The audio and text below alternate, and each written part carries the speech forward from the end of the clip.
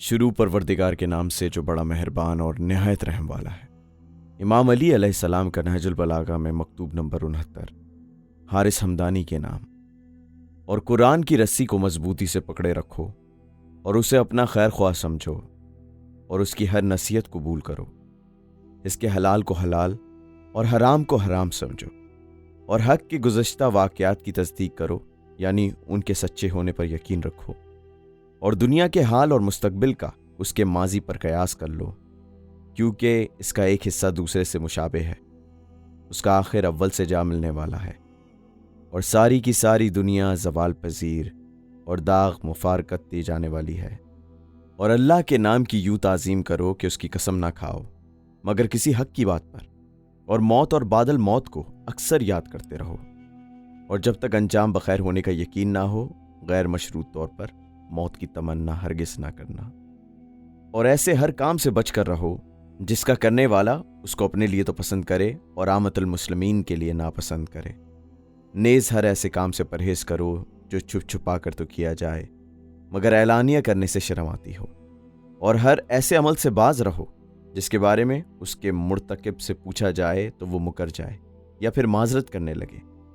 और अपनी आबरू को लोगों की बातों के तीरों का निशाना मत बनाओ और सच्ची झूठी हर सुनी हुई बात लोगों से मत बयान करो, क्योंकि झूठ के सींग नहीं होते, झूठ को यही बहाना काफ़ी है। और अपने सामने लोगों की बयान की हुई हर बात को उनके मुंह पर ना दे मारो, क्योंकि इससे जहालत साबित होती है। गुस्सा आ जाए तो पी जाओ और जब किसी पर कुदरत हासिल हो जाए तो दरगुजर करो।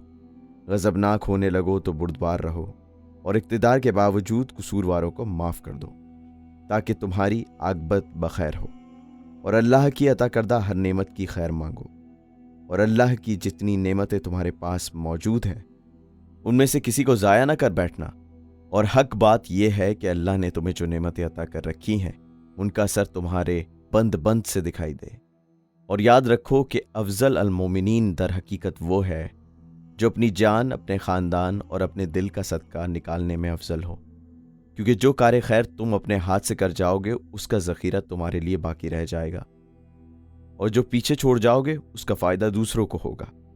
और जिसकी राय कमज़ोर और आमाल बुरे हों उसकी सोबत से दूर रहो, क्योंकि साथी का साथी पर कयास किया जाता है और आदमी अपनी सोबत से पहचाना जाता है। और बड़े शहरों में सुकूनत इख्तियार करो, क्योंकि वो मुसलमानों के जामा होते हैं। और ऐसी जगहों पर जाने से परहेज़ करो जो फ़राइज़ से गाफिल कर दें, या जहां जाकर वापस आना पड़े, या जहां अल्लाह की अतात के लिए मावन ना मिल सके। और अपनी राय को उसी बात तक महदूद रखो जिसमें तुम मशगूल हो। और ख़बरदार, बाजारी मजलिसों के करीब भी ना जाना, क्योंकि ये शैतानों के डेरे और फितनों की आमा जगहें होती हैं। और जिन लोगों पर तुम्हें फजीलत हासिल है उनका ज़्यादा ख्याल रखा करो, क्योंकि ये भी शुक्र के दरवाज़ों में से एक दरवाज़ा है। और जुम्मे के दिन नमाज में हाज़िरी देने से पहले सफ़र न करना। हाँ, खुदा की राह में जहाद के लिए निकलना हो या मजबूरी कहीं जाना हो तो इजाज़त है।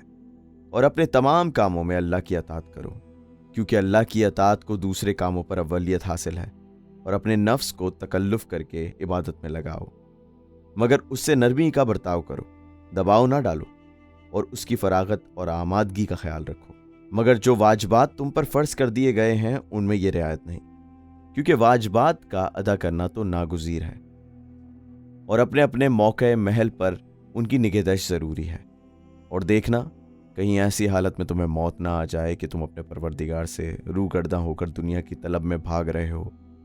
और ख़बरदार, बदकारों की सोबत इख्तियार ना करना, क्योंकि बदी को बदी ही से मिलाया करते हैं और खरबूजे को देखकर खरबूजा रंग पकड़ता है। और अल्लाह का वक़ार जहन नशीन रखो और उसके मुहिब्बों से मोहब्बत रखो।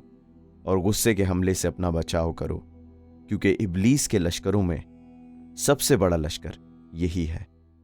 वस्सलाम।